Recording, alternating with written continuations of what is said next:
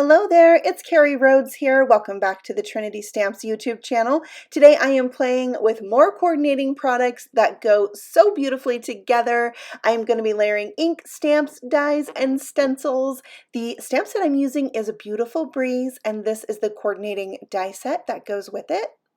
Cuts out the main image and both of those large greetings. Also, take a look at these storage pouches that Trinity came out with. They are such sturdy plastic. They don't have a flap. They have a nice little opening there that you can easily grab your die or stamp set. The next die I'm using is a coordinating product that is the Stitched Swirling Winds. It can layer behind your stamped image, your die cuts. It works really cool with this leaf set.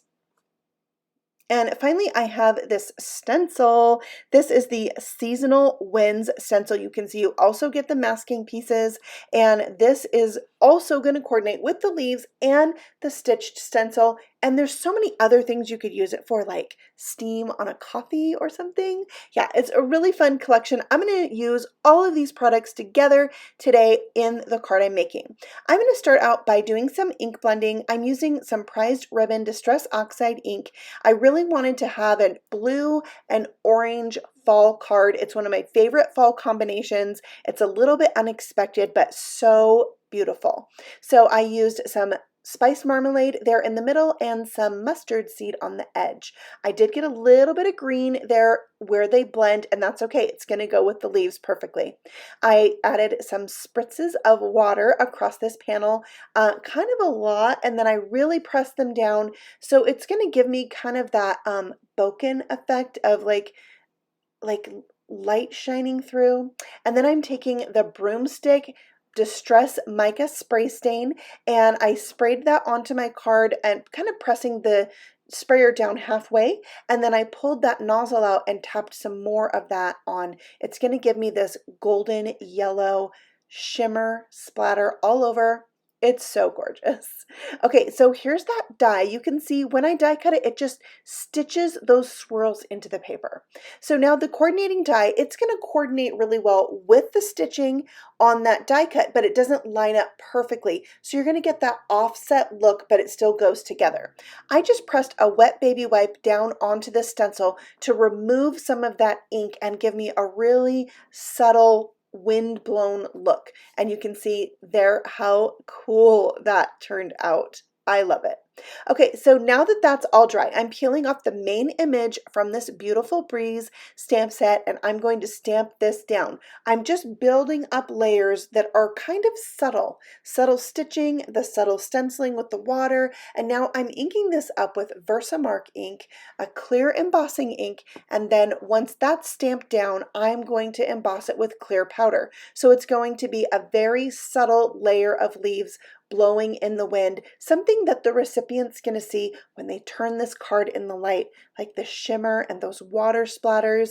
And I'm just building up this background with lots of different layers of visual interest. So that's about embossed, and you can see the shine of those leaves as it turns in the light, and I think it looks amazing.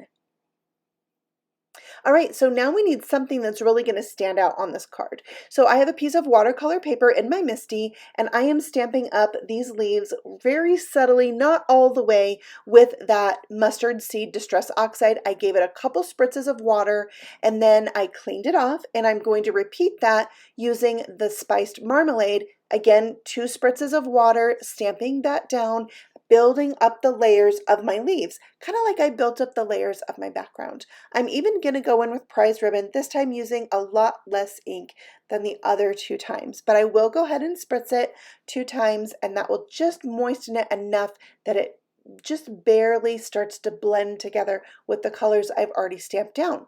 Once that was dry, I'm going over the top with my Versamark ink, inking it up really well, and then I'm going to be able to emboss these leaves because that top layer has been done with that sticky embossing ink. I added clear powder over the top of that, and I'll set it with my heat gun, and you can see how crisp and vibrant these leaves are once that powder begins to melt with the heat of my heat tool. So pretty. Now I'm going to cut these out with the coordinating die. I'm just taking a moment to make sure this is lined up really well. And then I'm going to tape this down with some low tack tape really well so it doesn't move around. And then I've got some gorgeous leaves that I can now add to my background, and it's really going to blend in with the colors that are already there. So I decided that the 3 largest leaves that are die cut, I would pop up with a foam square, and then the remaining leaves I'm just going to glue into place. I'm not lining them up with the stamped leaves. I'm avoiding them actually and trying to create a whole new layer. And these leaves are really thick and sturdy because I did them on watercolor cardstock, so they really shine and look fabulous. There is the completed look of the leaves on this card. Now it is time to add the sentiment. So this set has a sentiment that says Autumn Greetings. I inked them up both with Versamark ink first, and then my prize ribbon. I actually stamped it 3 times with the prize ribbon to really intensify that color and build up that ink. And then I'm embossing it again with that same clear powder so I get that nice shiny look. These also have coordinating dies, and they cut these out beautifully. So you just want to take a moment and make sure they're lined up well. And then you have these great greetings cut out. I die cut some extra pieces without stamping them so they could be layers behind the greetings. So I'm just going to layer up 2 of them right here, and then you can see I use blue cardstock. So when this is all glued down and you're turning it in the light, you're going to get that hint of blue under the greeting, and I thought that was kind of a fun look. So I'm gluing those into place in the upper right corner of this card, and they have that little bit of lift from the cardstock underneath them.